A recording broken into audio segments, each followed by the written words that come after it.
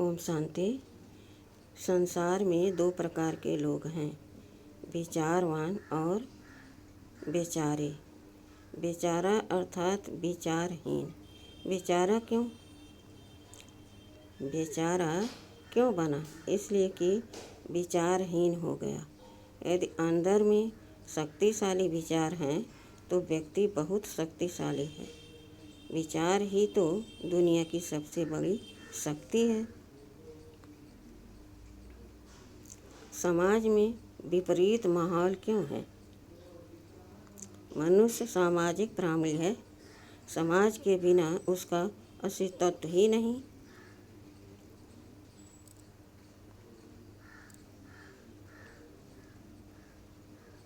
हमने समाज बनाया, परिवार बनाया और हम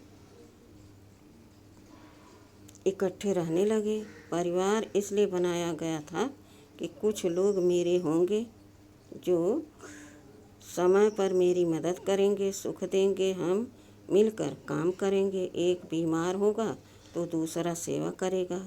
आपस में बैठकर हंसेंगे, बहलेंगे, आनंद मनाएंगे।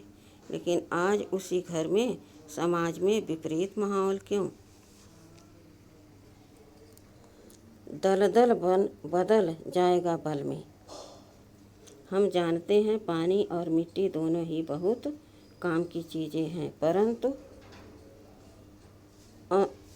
अनुपयुक्त तरीके से मिल जाए तो कीचड़ बन जाती है और लंबे समय की कीचड़ दलदल का रूप धारण कर लेती है।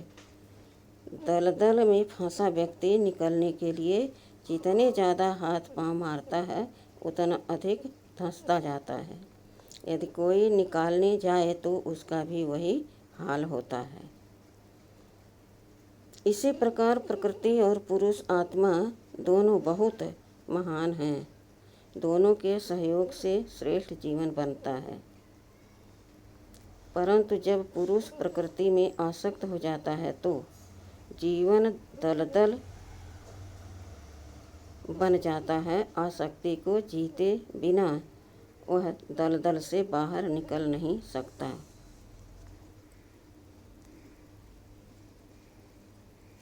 आसक्ति को जीतने का तरीका है न्यारापन। जैसे दलदल का पानी सुखा दिया जाए तो दलदल खत्म, परंतु इसके लिए चाहिए तेज धूप।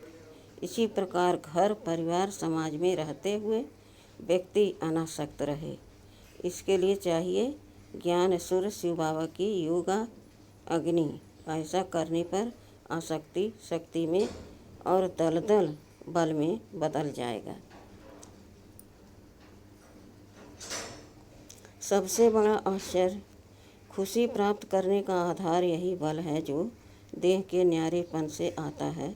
देह में मेरापन ही बाकी चीज़ों में मेरापन पैदा करता है।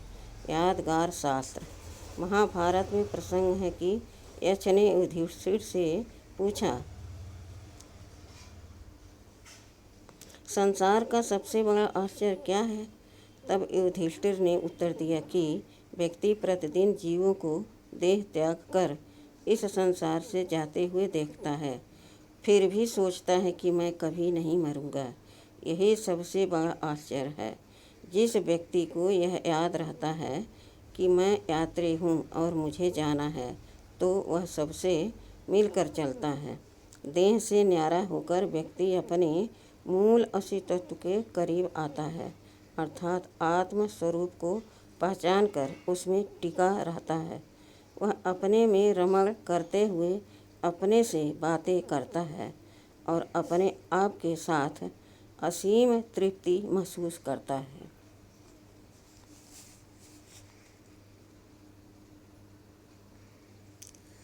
अपराधी पराधीन सपने सुख नाही, ऐसे व्यक्ति को कहते हैं आत्मनिर्भर।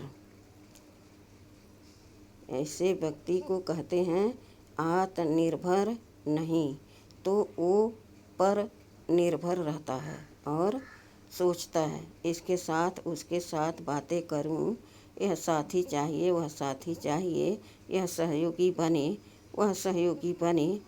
पर निर्भर अपनी ताकत को नहीं पहचानता। और दूसरों से सहयोग की अपेक्षा रखता है, परंतु दूसरे भी तो उसी की तरह खाली हैं। जब चाहना पूरी नहीं होती है तो खुशी गायब हो जाती है। दो व्यक्ति अपने अपने हाथ में खाली कटोरे लिए सामने सामने खड़े हैं।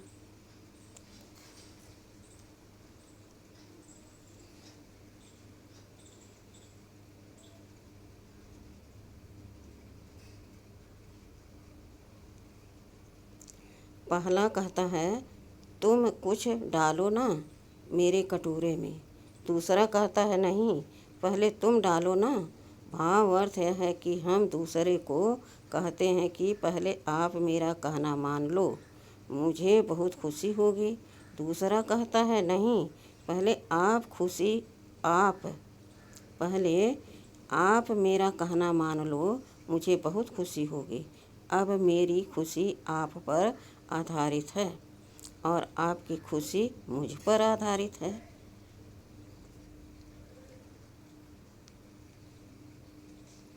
और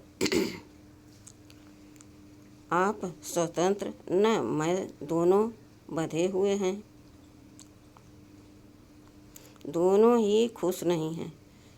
तो व्यक्ति पहले अपनी भावनाओं में स्वनिर्भर बने, अपने आप से सब कुछ लेना सीखे, शेयर करना सीखे। इसको कहते हैं स्वतंत्रता, नहीं तो वो परतंत्र है। और परतंत्र के लिए कहावत है, पराधीन सपनों सुख नाही। पराधीन कभी मुस्करा नहीं सकता। स्वाधीन का अर्थ है स्व अधीन, अर्थात जिसकी सारी इंद्रियां आत्मा के अधीन है। जब आत्मा इंद्रियों की गुलामी से मुक्त हो तो वह घर में रहते भी खुश रह सकता है। 5 पुत्र बनाम 5 इंद्रियां। मान लीजिए एक व्यक्ति के 5 पुत्र हैं। एक पुत्र सुबह सुबह कहता है, मुझे प्राकृतिक सौंदर्य देखने, पर्वतीय स्थलों पर घूमने जाना है, मुझे 5,000 रुपये दे दो। दूसरा पुत्र कहता है, मुझे एक गायक की संगीत संध्या में जाना है, 4,000 रुपये दे दो। तीसरा कहता है, मुझे एक पार्टी में जाना है जहां देसी विदेशी स्वादिष्ट व्यंजन खाने को मिलेंगे, मुझे 3,000 रुपये दे दो। चौथा कहता है, मुझे मेरे कमरे के लिए मुलायम गलीचा चाहिए, मुझे 10,000 रुपये दे दो। पांचवा कहता है, मुझे बाइक लेनी है, इसके लिए 50,000 रुपये दे दो। सोचिए उस बाप का क्या हाल होगा। ये मांगें एक दिन नहीं, रोज होती हैं। ये लड़के केवल उस व्यक्ति के नहीं हैं, हम सबके भी हैं। और हर एक के इन 5 लड़कों को हर समय कुछ न कुछ चाहिए ही। पहला लड़का है आँख, उसको देखने के लिए कुछ चाहिए, कान को सुनने के लिए कुछ चाहिए, मुंह को खाने को और हाथों को स्पर्श के लिए मुलायम चीज़ें चाहिए, पैरों को तो आराम चाहिए, ऐसी चीज़ें चाहिए जो घूमते समय उसे आराम दे, उसे चलने की मेहनत न करनी पड़े। इसमें से एक भी मांग पूरी नहीं हुई तो वह आत्मा को असंतुष्ट करेगा। सही विधि से मिलती है सिद्धि। जीवन जीने का सही तरीका यह है कि एक राजा के 5 नौकर तो हो सकते हैं, लेकिन 5 राजाओं का एक नौकर नहीं हो सकता। दुख अशांति का कारण यही है कि हमने जीवन जीने की विधि को पलट डाला है। सही विधि हो तो ही सिद्धि मिलती है। सही विधि यह है कि आत्मा राजा बनकर रहे और इंद्रियां उसका कहना माने, लेकिन हमने विधि को इतना बदल दिया कि इंद्रियां सारा दिन मांग करती रहती हैं और आत्मा उन मांगों को पूरा करने में परेशान रहती है, इसलिए उसको मुस्कुराने की फुर्सत नहीं।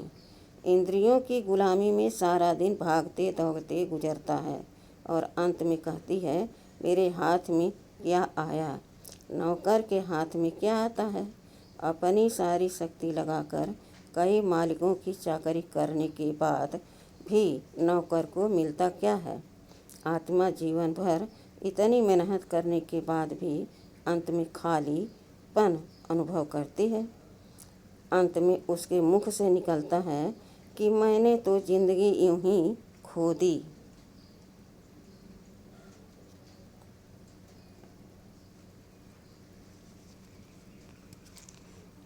अपनी कमजोरियां पुरुषार्थ को कठिन बना देती हैं।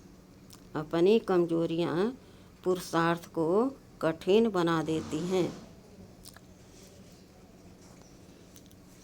सर्व का सहयोग लेने के लिए पहले स्वयं सहयोगी बनना पड़ता है।